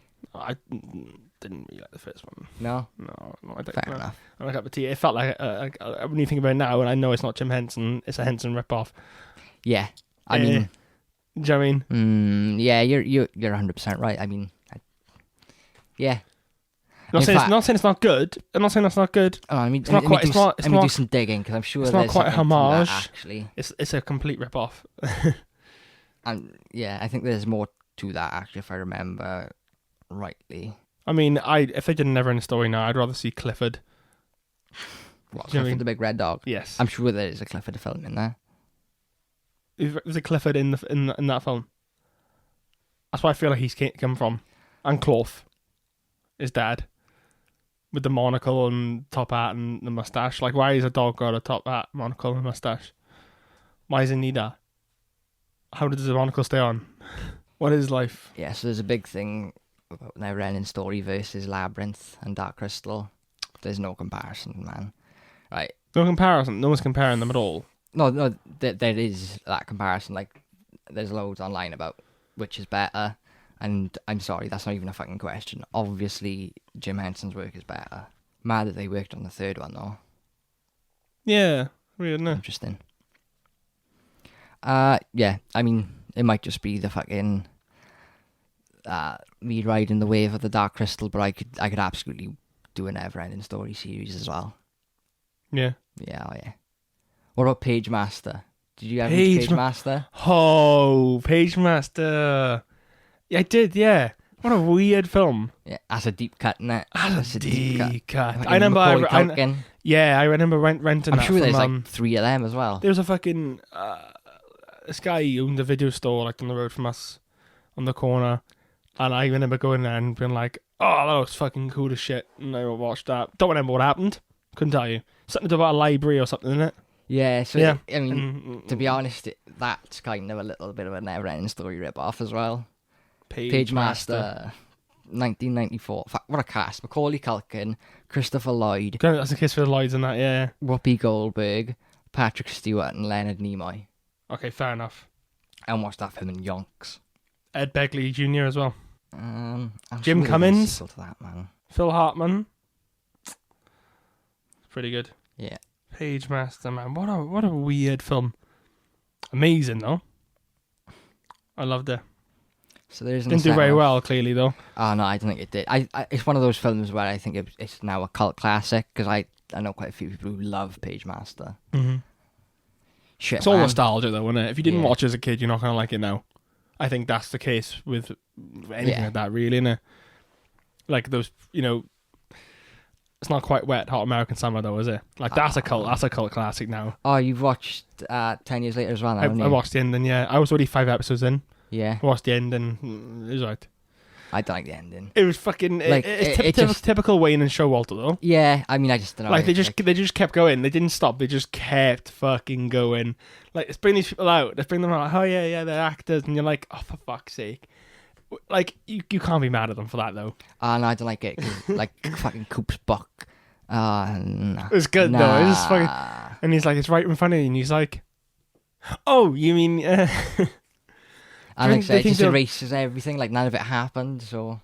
What did it happen? Well, no, because I mean Mitch at the end, innit? I mean. But that's the whole point, though. It's so ambiguous. It doesn't. Nah, it didn't. It's not clear. It's not clear. I do love like. You can the prove. end You can bit prove. of You the can meal. prove. You could prove that that none of it was real and he was just a book he's writing, or you can prove that maybe. Anything can happen, really. No, I don't know. Why would you, Did no, the video go Mitch- OTT? Like, no, because then, like I said, seeing her at the end on the beach with Mitch, like, erases, like, the scientist guy and all that stuff for me. Like, whether it's real or not, in my head now, she is with Mitch. Yeah, but when you think about it, it's first day of camp. She was with Mitch anyway, and then he got Yeah. turned into a can because of the toxic waste. waste. And then she meets what's his name, like at the end of the month. Yeah, it was alright. I mean, it's a weird ending. Have you seen They Came Together? They came together, didn't we? I'm sure we talked We about talked this. about this. Paul Rudd. Oh yeah, Paul Rudd. so- Shit, no, with Amy Poehler. Yeah, you Amy were telling me Poehler. about it. Shit. What- Do you know what? I forgot the name, but I meant to download it because you were telling me about like the scene where they fucking throw in plates or something in there. There's a scene where they it's like it's their version of a rom-com. Yeah. So it's Walt. I'm not sure what was in it, but David Wayne, who surprisingly, right? I mean, I might need to rewatch Role Models, but it feels like out of all his films, Role Models is the only one that doesn't have that comedic style. Yeah. Do you know what I mean? Like it's over the top and like meta. It's just a straight film, and it kind of like, I mean, do you know what I mean? Yeah. It's weird because he's in that new one. Role Models. A Futile and Stupid Gesture. Role Models is like it's much more Apatow style, I think. Yeah. But A Futile and Stupid Gesture is based on the guy who made National Lampoon, Right. like the magazine itself, and it's done like them.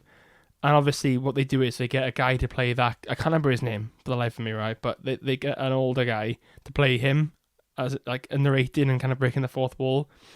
But this fucking guy died, when he was like in his early mid-30s. Right. He either fell or jumped off a cliff. Yeah, you need to watch it. Watch Okay. it. Everyone's in it. Donald Gleason's in it. What's the guy now? Will Forte plays him. And it shows them all doing like National Lampoon's making Animal House, and Yeah. it's kind of like a biopic, but it's not at all. Like a piss It's a David Wayne biopic, so it's just like over the top. Like things aren't exactly what they are, and the comedic. They're all just telling people they don't lie in those films, so they really. They were quite. It's just fucking nuts. Like that, and they came together. Shit. Get on it. I can't remember now. I've seen that this week that they're making a biopic about someone, music, but I can't remember who it was. I'm so over the whole like music biopic film shit. I'm kind of over them anyway. Just as a general. It's still. I mean, do you know what I mean? You know what I mean? Like, we don't need more biopic. Like, just keep making them. Why do they lie? Why do they lie in them? Like, I don't know. If you did heroin, show them doing heroin. Yeah. If do a Kurt Cobain one, don't dumb down on that. Do you know what I mean? I'm surprised they haven't done one yet. Probably haven't got the rights. The closest we're going to get to a Kurt Cobain biopic is Montage of Heck. Did you watch that? Yeah. And that was disturbing at some parts. Especially when they're like off their nut and like slapping the guitar strings and stuff. I can't remember it was none of these, right? But I found a list of 9 upcoming music biopics, right? So the first on it, Boy George. Yeah. Do you care about a Boy George biopic? People do probably. Aretha Franklin. Aretha Frank. Yes. Judy Garland. Apparently that is amazing. Renee Zellweger plays. It's already out, is it? No, but it just had a premiere. Oh, it's September 27th. At Tribeca. What was the look at the when was their initial release? Like it was at the festival. Say. I think it was Tribeca Festival. Not so long ago, and she had like an 8-minute standing ovation. Yeah. Oh well, it says here it's coming out on the 27th of this one. So yeah, you're probably right. Celine Dion, Bruce Springsteen. That's the one. Stop making music biopics. Stop man. it. Why? Who wants to see? Who cares? Yeah. The best biopic ever is Walk Hard. Prince. Ooh, I was gonna play Prince though.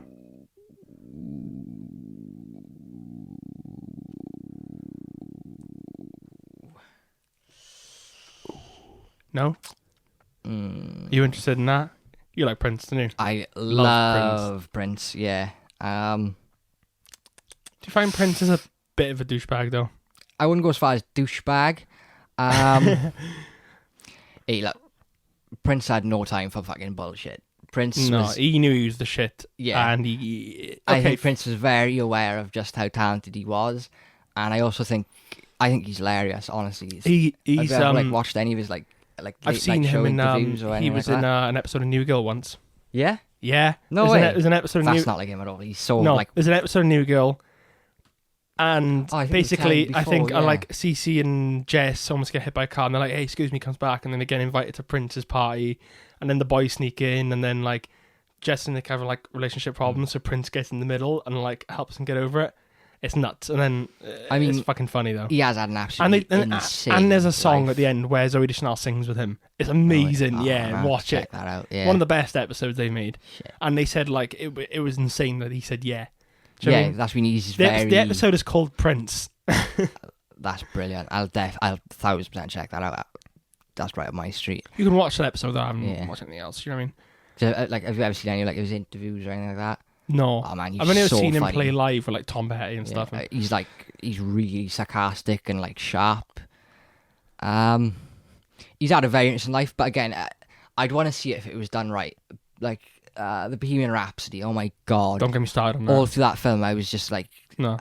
I'm sorry, but fucking Brian May should be ashamed of himself for letting him make that film. They produced it though. Exactly. And Roger Taylor as well.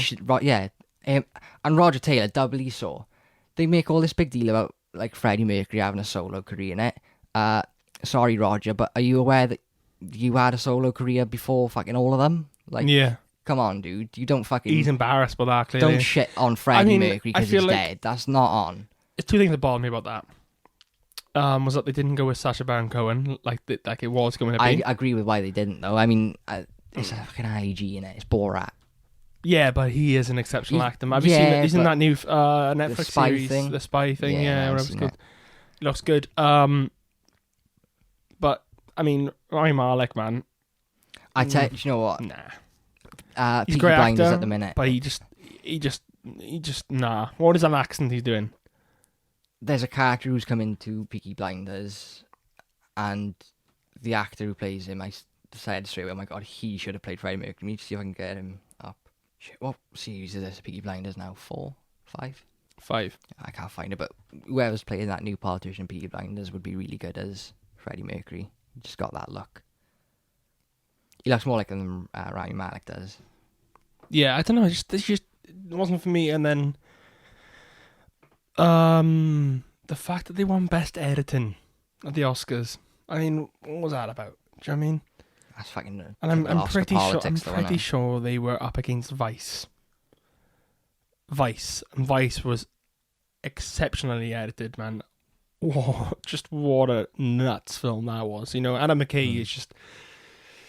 I don't know. He's doing really well now. He is, guy. I'm surprised they didn't win Best Picture. If they did, I would have.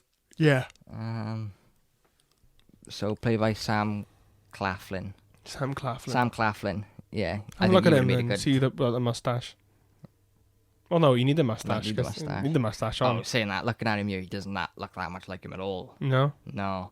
But in Peaky Blinders, I thought he did. Yeah, he's too good looking. I think the fake teeth put me off as well. Do you know what? I think it's because of the mustache in fucking Peaky Blinders where I... Makes you think they've you good, yeah. Shit, they look like two completely fucking different actors, man. Oh, yeah. Like they got. He looks right there, yeah. You could have done it, yeah. That's weird. He's got different hair colour and that's strange. Yeah, all of the music biopic thing, Bohemian Rhapsody, it just baffles me. I can't understand, like I said, how Brian May and Roger Taylor could have the conscience to let him do it. Because do you honestly think if Freddie Mercury saw that film, he'd be impressed with how he's portrayed? And especially given the fact that, like, maybe, like, fucking 10% of it is actually true.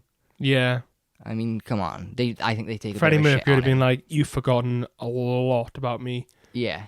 I think he would have let... I mean, the AIDS thing. What? That didn't come out until... Like, he didn't even know he had AIDS until, I think it's like 5 or 6 years after fucking Live Aid. What? Yeah. I mean, nah, it's just a cash grab, that was. It was a cash grab. And Brian and Roger... Like saying biopics are obsolete now because they made Walk Hard. Yeah. Have you seen Walk Hard? Dewey Cox story? Dewey Cox story. Dewey Cox.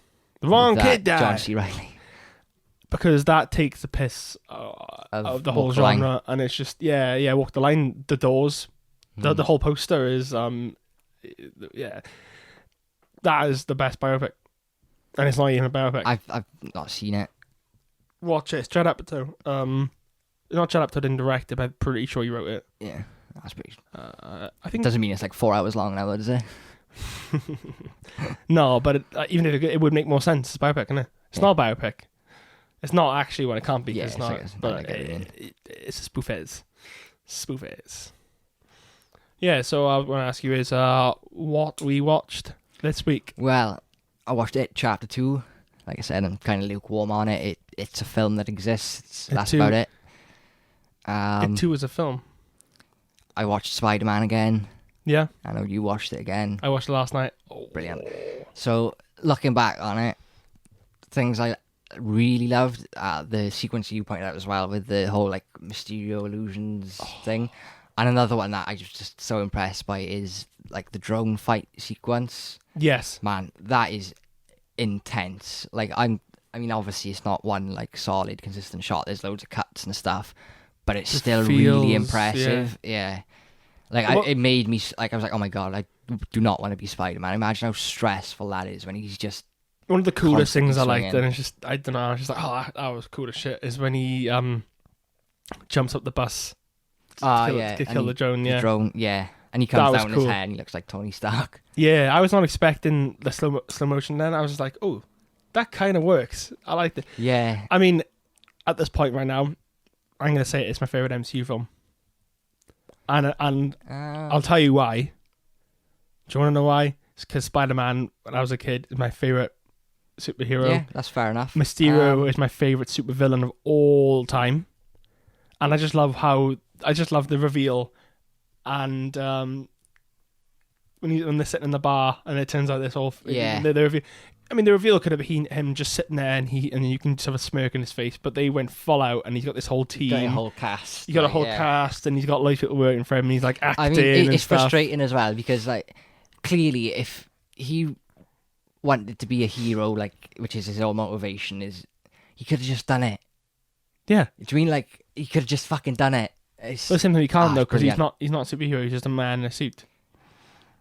Yeah, but if he's got, like, the intelligence to set all that up, he could have been a fucking superhero.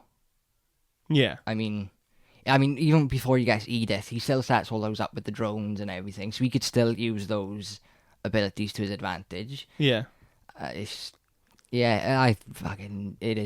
up It's a there. Mysterio, isn't it? It's right up there for me there. But he was good, wasn't he? I'm glad they got Jake Gyllenhaal, yeah. Honestly.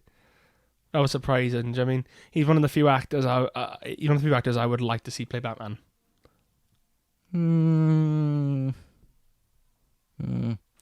Speaking of Batman, something else I watched this week, Titans Season 2. Oh. Right, so do you know who the showrunner for Titans is? No. Can we sort something out where we, like, get him in and speak to him? And ask him what the fuck he's doing, is it? Yeah, because I don't think he understands what a TV show is. Yeah. It's fucking bonkers. Right, so my main issues with Season 1 is the pacing. It's all over the fucking place, and a lot of those episodes can either be just taken straight out, or they need to be rearranged. Like, the order doesn't feel right. This kid's got no idea what he's fucking doing, man. This episode should have been the last episode of Season 1. Mm-hmm. Like, it completely rounds it off. The story, they all go their separate ways. And it's like, so, what are you going to do next week? Bring them all back together? It's fucking stupid. Yeah.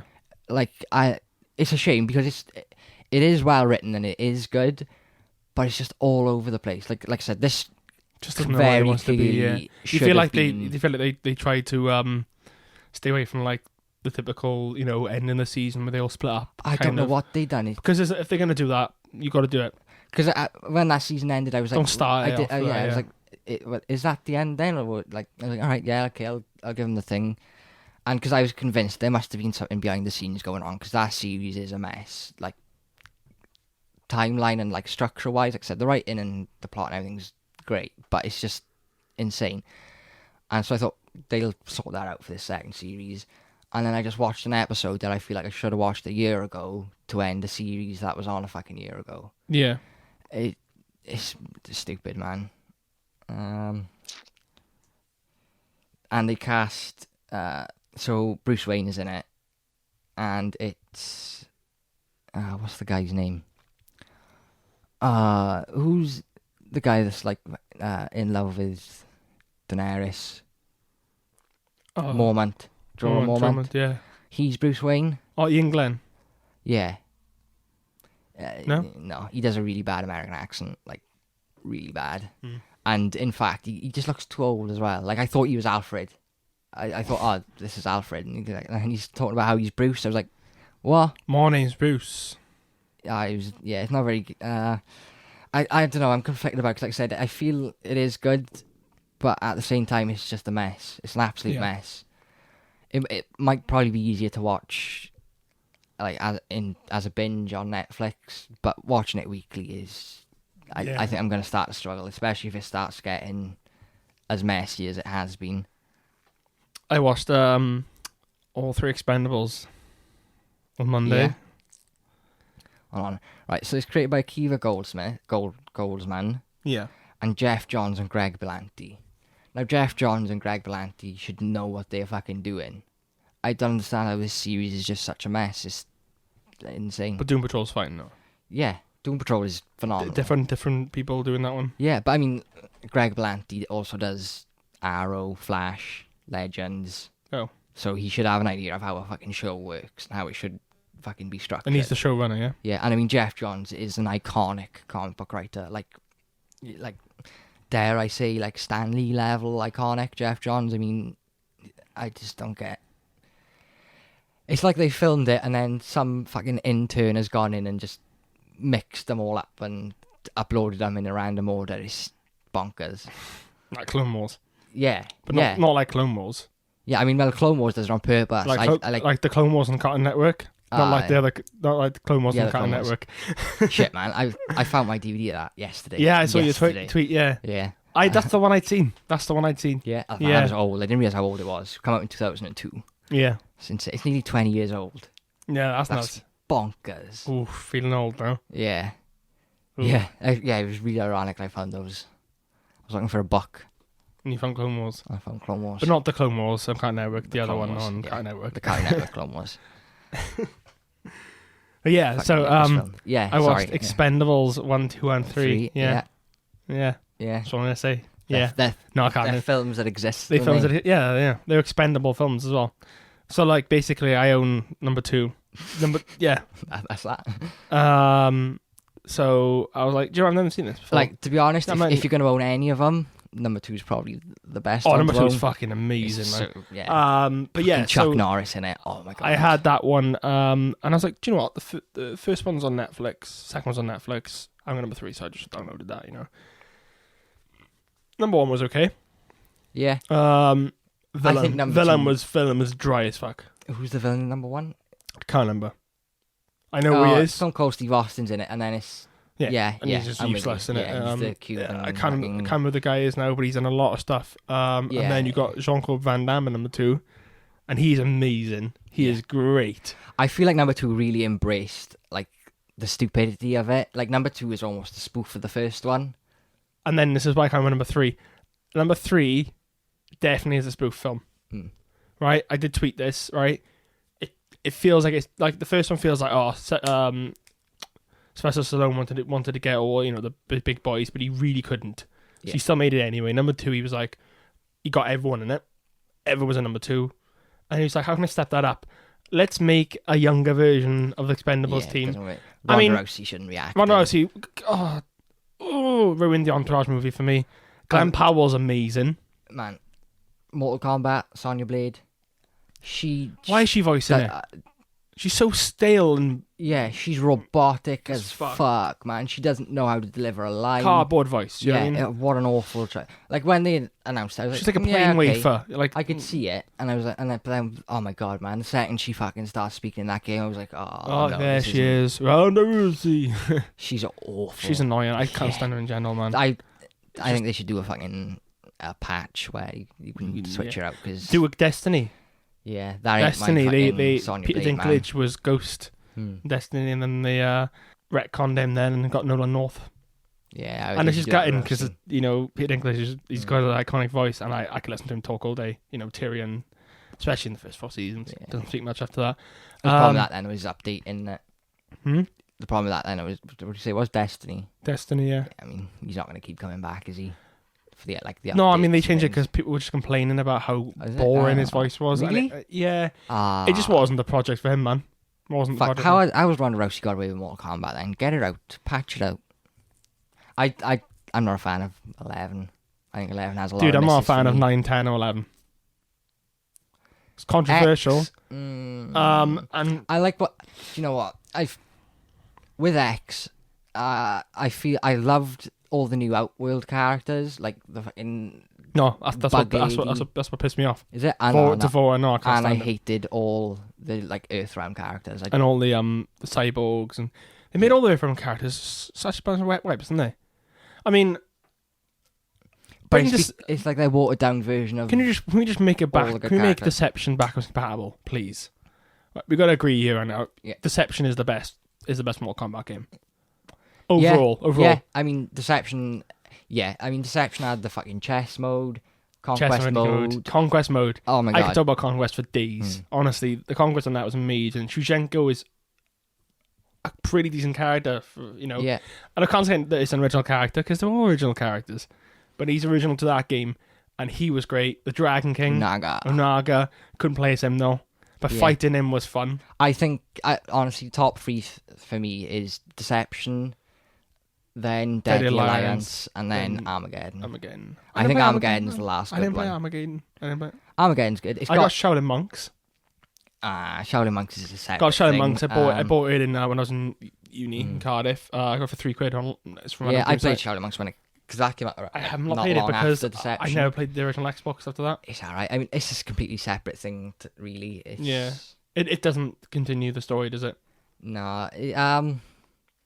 I think for my money, Armageddon was the last really good one. The conquest mode isn't as good as it is in Deception, but it's okay. It's a bit more platformer. Like it's more like trap avoiding, and it's kind of like a bit like Dark Souls-y type, sort of like dungeon design, not like fucking fighting and things like that. But the level design is quite. Deception Dark Souls. is. Imagine a remake of that, right? Like the Easter eggs are amazing. Like you finding all those old characters. Just that sandbox world. I mean, it was fairly sandbox. It's fairly sizable as well. Yeah, for 2004. I mean, you had all the realms. You could go to all the realms. Oh, it was amazing. Although Hotaru annoyed me. That was when I started. That's in the Order realm, innit? That's the first one I started to struggle because that's quite close to the end. It's close to the end. Yeah. There's a combo you used to make you do with the fucking staff. Oh. He's annoying. Like 60 attempts. Yeah. Oh, I used to struggle. I'm not going to sound stupid. When I first got it, my uncle, we play it a lot. And I was always stuck on Conquest. I couldn't get past the fucking training. So I just wandered around that one little alleyway of Earthrealm, just doing absolutely nothing. Oh, no, I got... There's some combos, though. Oh, my days. Yeah. Just like, you're like, honestly, why is it so... Why? No one's ever going to do that unless they're an elitist player. Yeah. No one's ever. And at that point, there was no such thing as like elitist player. I mean, there was that no was on Xbox Live. So. I think that was the first. That was the first Mortal Kombat that kind of brought all the online. It was the first online Mortal Kombat game. Mate, like, what an amazing game! It was phenomenal. Yeah. I still have that. I'm never gonna sell that. Never gonna sell it because if they announce it backwards compatible, I am playing that shit. For GameCube, I just haven't got the fucking.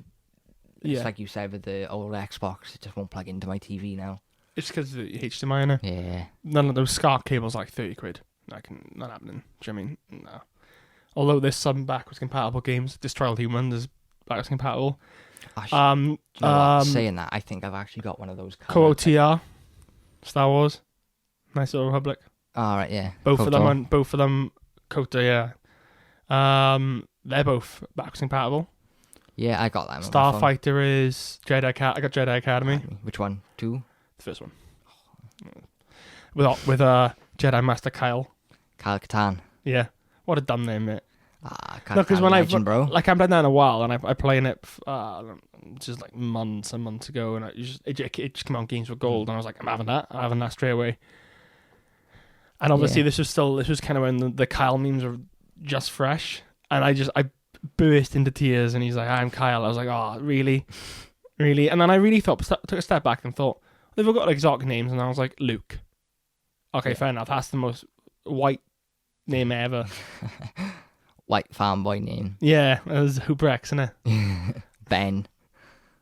Yeah, Ben. Obi-Wan is way cooler. Qui-Gon Jinn. Anakin is quite, Anakin. And do you ever know anyone called Anakin? Probably now. Not before. Not before the fucking films, yeah. You know what I mean? Do you know what I mean? Yeah, I'm with you. Yeah. What else did we watch this week? Spider-Man, yeah. I watched it. Peaky Blinders. I've watched that. I'm up to date with that. Yeah, still great. I mean, I don't know. There's never really much to say about Peaky Blinders. It is what it is. You know what I mean?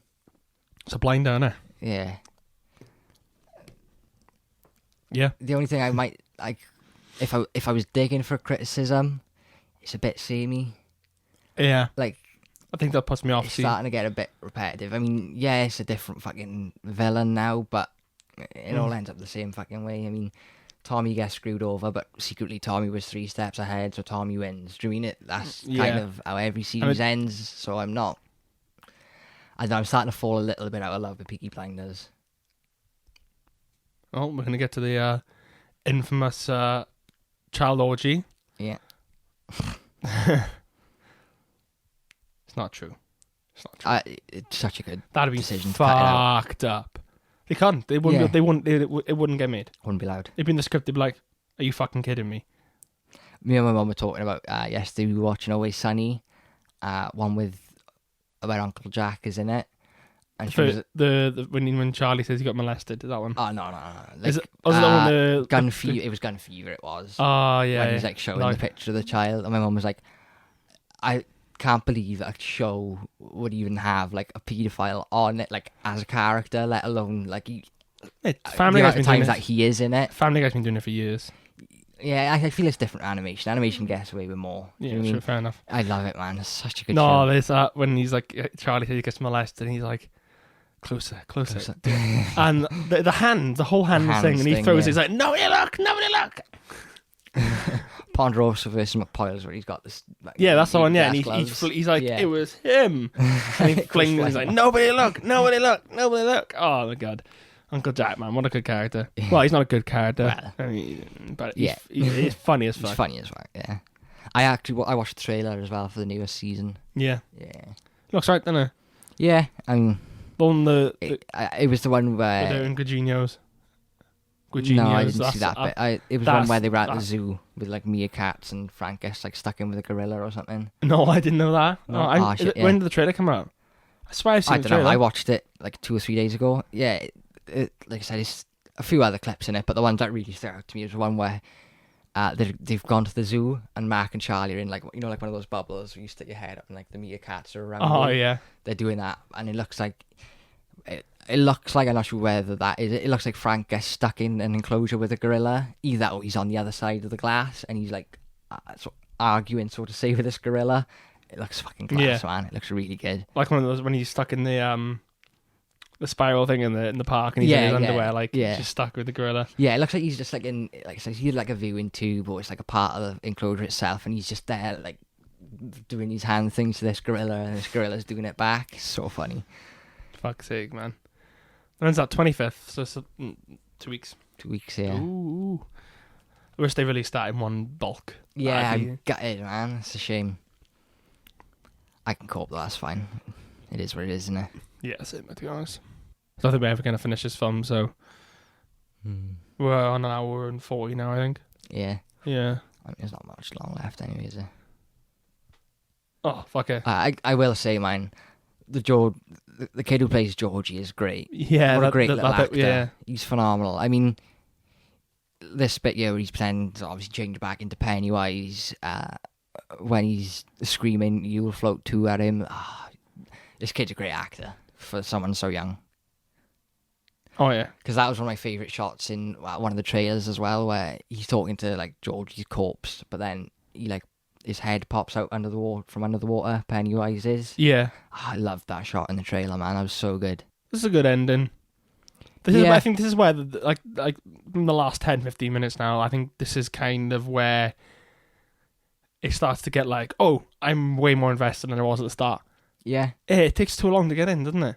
I think as soon as Henry Bowers kills his dad, that's when it like just starts kicking off. It doesn't stop. It just keeps to going. To be fair to it, it is very much just. And it's at a leisurely pace. It's not like it's like sprinting to the end. I mean, you're saying that like you could make the same argument about the Lord of the Rings trilogy, but because this is a book that has been split in half. Yeah. You know what I mean? Like if you were reading this as the book was intended, now this would be where it would start kicking off. Yeah, it's true. Like, I don't know. It's just like there's a few unnecessary. I understand what you're saying. I completely. There's a few unnecessary scenes going on where it's just kind of like, oh, just fucking get going. Like you're taking too long to kick in, and that's where it loses a lot of the audience usually. But I mean, it didn't lose me. I watched it, but I mean, that's the one thing I would go back and really rethink about. Okay, how can we get you a little bit quicker? Yeah, I think you can definitely cut the Stan scare out. Stan as a character, I mean, like it feels like he's unnecessary, but at the same time, in the book, isn't his suicide the reason they come back to Derry? No, it's not. No. Well, then what's the fucking reason point? They come back to Derry is like it is in the second part. That happens, and then Mike contacts him. Actually, the TV special gets that wrong. I mean, different time. I don't think they wanted to touch on the whole, like, homophobic thing then. Yeah. Whereas obviously now I think it's it's fine. It's fine to like bring that in, and that, like I said, that is how it is in the book. I don't know. I feel like they could have. I don't know. That's another fucking thing. Wouldn't that make more sense? Wouldn't that make more sense? Because otherwise, if Stan isn't like the kind of the catalyst of it, chapter 2, like just that he's the reason his suicide is the reason they come out to Derry. Shouldn't he be the one who's been living there the entire time? And like, do you know what I mean? It's just like otherwise they can just cut him out. What kind of useful things has he brought to the table? Nothing. He does nothing. Not even his death is useful. Honestly, if they should have done that, that's what I would have done. I would have altered it a bit and done that as the reason to come back. Like, yes, you might piss off some fans, like, oh, you've changed Mike and Stan's kind of, Mike stays. Maybe Stan could be the one who stays and he kills himself. Or even if he doesn't kill himself, they come after his funeral's in Derry. Yeah. Do you know what I mean? That would make more sense as like that's more like a catalyst of the story then. And that's set things off, and then from then on, then you do what the fuck you want to do. I don't give a shit. But yeah, otherwise he can just get out. Yep. He's done nothing. And what was his fear again? Well, unless it's the fucking painting. But why is it a painting? Is it a painting of his mum? And for some reason, in the 90s film, he sees the leper, which doesn't make sense. Yeah. I don't know. I don't know. Stan is a character that they don't know what to do with. Yeah. Because there is nothing to do with him. He's just there. There's just too many characters otherwise, isn't there? It's not like he's the one who kind of like falls in love with Beverly. Do you know what I mean? I mean, I think you could probably cut Mike's story down a little bit because Mike's story has changed from the book in this as well.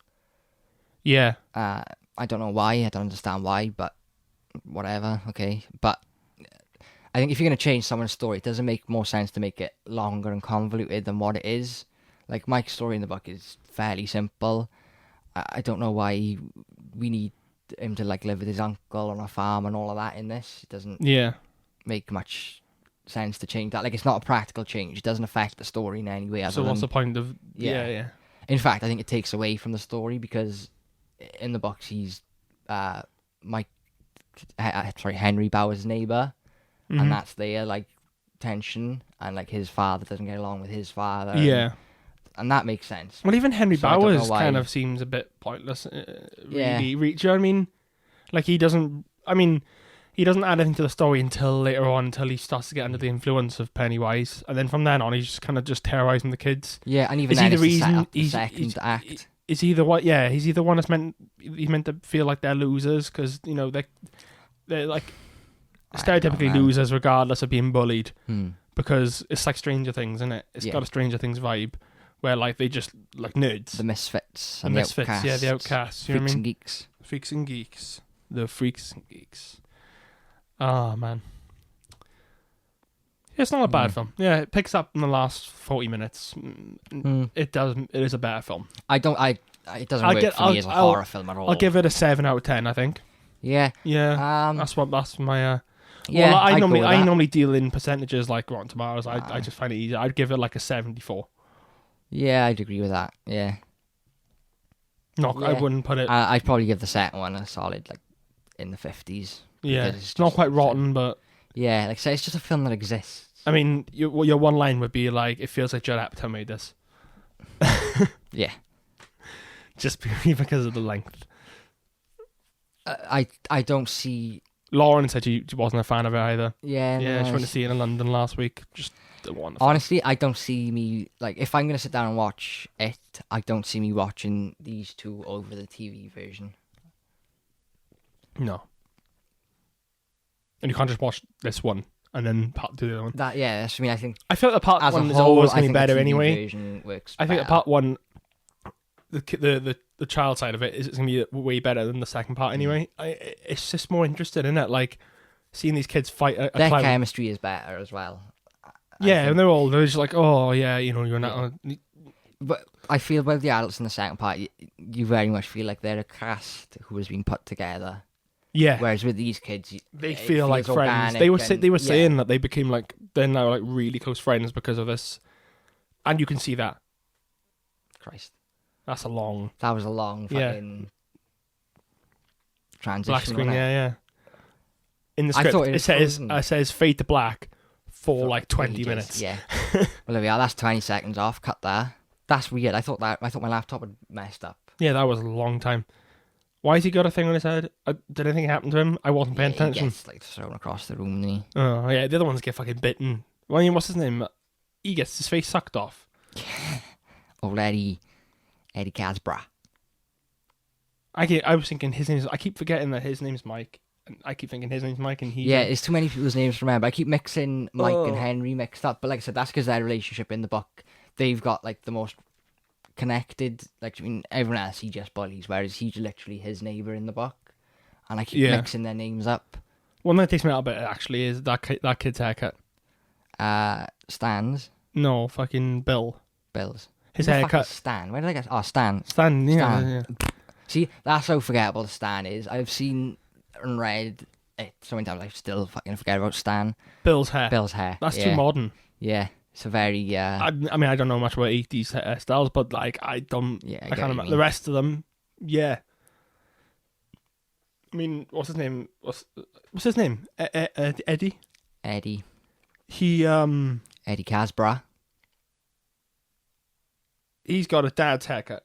A dad's haircut. He looks like he has a mortgage. He looks like what Yeah. he has. What Stan's haircut should be. Yeah, I'm with you. This bit's disgusting, man. Like you found that glass. That could have AIDS Hey, it's on it. better than them banging each other. So Yeah, fair enough. Got a good point there. I like this little bit. that was the alternative. So I'll take the glass cutting. Yeah, but what if it turns out they all like? I mean, they just like part two is like there's no part two.